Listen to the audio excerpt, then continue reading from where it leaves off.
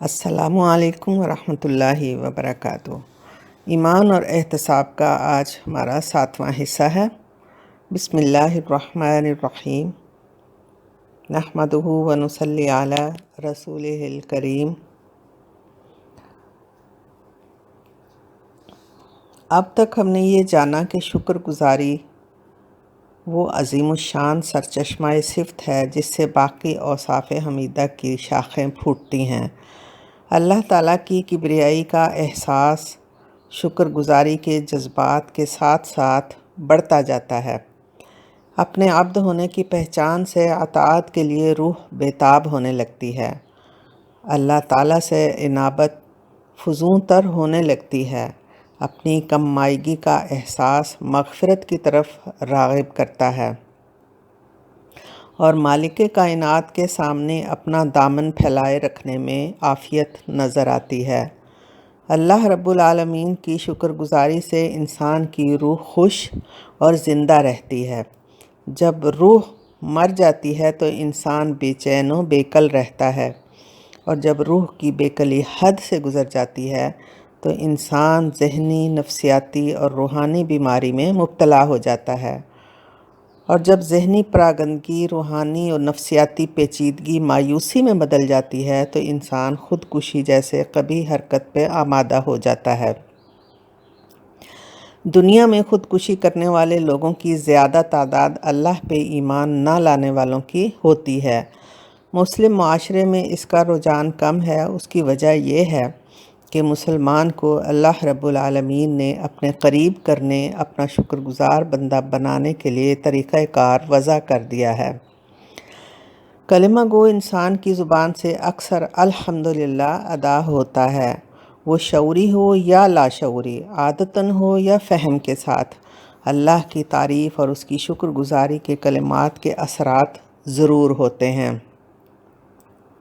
مسنون دعائیں اور کلمات جو ہم صبح سے رات تک مختلف مواقع پہ اپنی زبان سے ادا کرتے ہیں، ان میں الحمدللہ کا کلمہ ذکر موجود ہے۔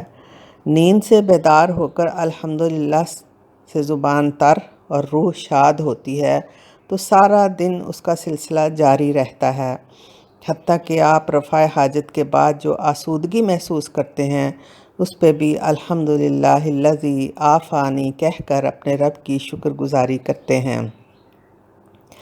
اگر حالات اچھے نہیں ہیں تو بھی الحمدللہ علی کل حال و اعوذ باللہ من حال اہل النار کہہ کر اپنے رب سے خوش اور راضی رہتے ہیں۔ یہی الحمدللہ کہنا زندگی کے ہر موڑ پہ مومن کی روح کی آبیاری کرتا ہے، اور موت، قبر، برزخ، حساب کی مشکل گھاٹیوں سے گزر کر جب اپنی منزل ابدی گھر یعنی جنت میں پہنچتا ہے تو اپنے ساتھیوں کے ساتھ مل کر جو ترانہ گاتا ہے وہ بھی الحمدللہ ہی سے شروع ہوتا ہے۔ وقالوا الحمد للہ الذی صدقنا وعدہ وأورثنا الارض نتبوأ من الجنۃ حیث نشاء فنعم اجر العاملین۔ سورہ زمر کی آیت 74 ہے یہ 74۔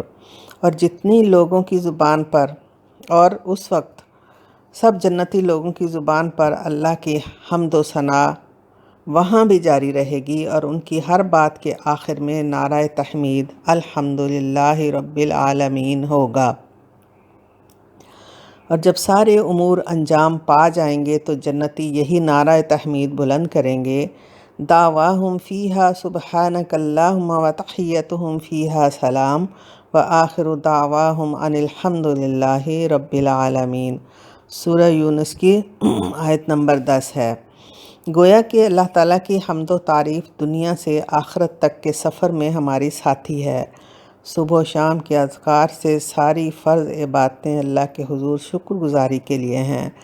صلاۃ دن میں 5 بار رب کے حضور حاضر ہو کر دن بھر کے ہر پہر کی نعمتوں پہ شکر گزاری کا اظہار ہے۔ روزہ قرآن پاک جیسی عظیم نعمت کا شکرانہ ہے۔ زکوٰۃ مال کا شکرانہ ہے تو حج امت مسلمہ کے فرد ہونے پہ اظہار تشکر ہے۔ شکر گزاری قول و عمل دونوں سے ہوتی ہے اور حضور قلب اس کی جان ہے۔ مسنون اذکار میں اللہ رب العزت کی بہترین الفاظ میں ثنا کی گئی ہے، بہترین سے بہترین الفاظ کا انتخاب کرنا ذکر اللہ میں حسن پیدا کرتا ہے۔ آخر میں مومن یہ اعتراف کرتا ہے کہ وہ اپنے رب کی تعریف اور شکر گزاری کا حق ادا کرنے سے قاصر ہے، تو اظہار کرتا ہے اللہم لا احصی ثناء علیک انت کما اثنیت علی نفسک۔